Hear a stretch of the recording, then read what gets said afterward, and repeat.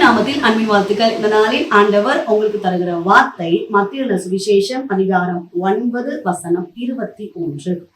அவருடைய வஸ்திரத்தின் ஓரத்தை தொட்டார். பிரியமானவர்களே, இந்த காலை வேளையில உங்களோடு கூட ஆண்டவர் இந்த வசனத்தின் மூலமாக பேச போகிறார். 12 வருஷமா ரொம்ப கஷ்டப்பட்டு கொண்டிருந்த, பெரும் பாடுனால வேதனையோடு இருந்த ஒரு ஸ்திரீ இயேசுவின் வஸ்திரத்தின் ஓரத்தை தான் தொழுகிறா. இயேசுவிடமிருந்து வல்லமை புறப்படுகிறது, அற்புதம் நடக்கிறது நம்ம பார்க்கிறோம். பிரியமானவர்களே, அவளை பார்த்துதான் ஆண்டவராகிய இயேசு கிறிஸ்து சொல்றாங்க. மத்தேயு சுவிசேஷம் 9வது அதிகாரம் 22வது வசனத்துல, உன் விசுவாசம் உன்னை ரட்சித்தது. பல வருடமாக நீங்க பலவீனத்தோடு இருக்கிறீங்களா?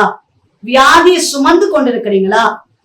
இந்த பெரும் பாடுள்ள ஸ்திரீ ஆனவளும் 1 வருஷம் 2 வருஷம் இல்ல, 12 வருஷம் அநேக வைத்தியர்கள், அநேக ட்ரீட்மெண்ட், ஆனா ஒரு துளி கூட யாராலையும் குணப்படுத்த முடியாத, தன்னுடைய ஆஸ்திகளை எல்லாம் விற்றும் அவளுக்கு குணமாகவே இல்லை. யாராலையும் குணமாக்க முடியாத, மருத்துவம் கைவிட்ட நிலைமையில எல்லாவற்றையும் இழந்து போய், பணங்கள், தன்னுடைய ஆஸ்திகள் எல்லாம் விற்று ஒன்றுமே இல்லாத சூழ்நிலை, ஒரு பக்கம் சரீரத்துல பலவீனம், இப்படி கைவிடப்பட்ட நிலையில் இருந்த அந்த ஸ்திரீனுடைய விசுவாசத்தை இயேசு கண்டு அற்புதத்தை செய்தார். உங்க வாழ்க்கையிலும் எவ்வளோ ட்ரீட்மெண்ட், எவ்வளோ பண நஷ்டங்கள், எவ்வளோ பணங்களை லட்சக்கணக்கில் ஹாஸ்பிட்டல்ல கொண்டு கொடுக்கிற சூழ்நிலை, வேதனையோடு கர்த்தருடைய வார்த்தை கேட்டுக்கொண்டு இருக்கிறீங்க. உங்க விசுவாசம் நிச்சயமா உங்க வாழ்க்கையில பெரிய காரியத்தை செய்யும். கர்த்தர் உங்க விசுவாசத்தை பார்க்கிறார். நிச்சயமா உங்க வாழ்க்கையில பெரிய காரியங்களை செய்வார். அற்புதங்களை நீங்கள் காண்பீர்கள். ஜெபிப்போம். நீங்க நேசிக்கிறீங்க நல்ல தகப்பனே, இந்த காலை வேளைக்காக நன்றி செலுத்துகிறோம். கர்த்தர் அந்த நல்ல வார்த்தைக்காக நன்றி அப்பா. தேவ பிள்ளைகளுக்காக ஜெபிக்கிறோம். விசேஷமாய் பல வருடங்களாக பலவீனங்களை சுமந்து கொண்டு ஹாஸ்பிட்டல்ல அலைந்து திரிந்து, மருத்துவம் கைவிடப்பட்ட நிலைமையில என்ன செய்வேன் என்று கதறி கொண்டிருக்கிற தேவ பிள்ளைகளுக்காக ஜெபிக்கிறோம். கர்த்தருடைய வல்லமை ஏசப்பா இந்த நேரத்துல கடந்து வருவதாக. கர்த்தர் அற்புத சுகத்தை தருகிறபடியினால ஸ்தோத்திரம் ஆண்டவரே.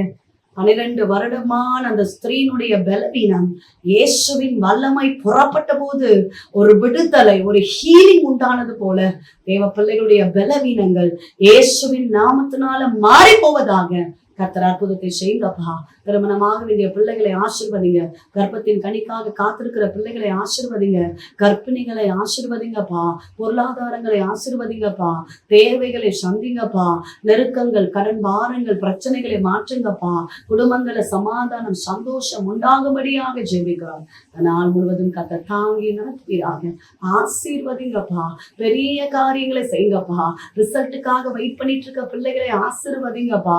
நல்ல மார்க் ஸ்கோர் பண்ண கர்த்தர் உதவி செய்யுங்க.